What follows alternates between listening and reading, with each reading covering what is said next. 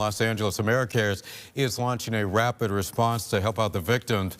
It includes delivering essential medicines, hygiene kits, and first aid items to support communities impacted by those fires. Such great work, and we are joined live via Zoom from Americares headquarters right in Stamford, Connecticut. We have Jenny Goldstein, Americares Senior Vice President and Chief Development Officer, with us now to tell us more. Good morning to you.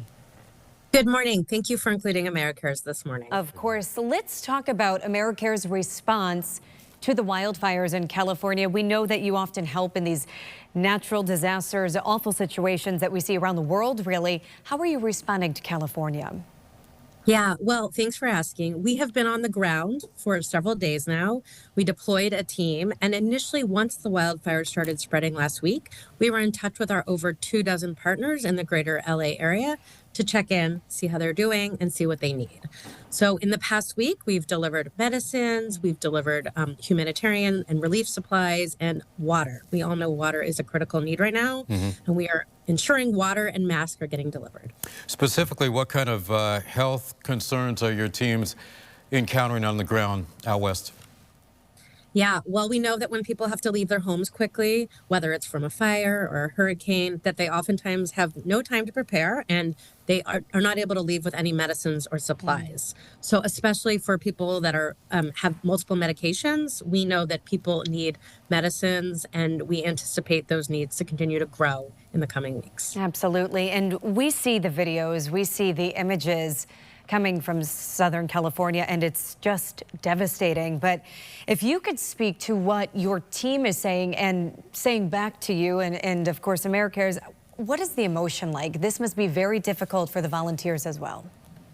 Yeah, no, the emotions are very raw right now. We know that we are still in the middle of a very active response, and we know that the winds are changing and the situation is very fluid on the ground.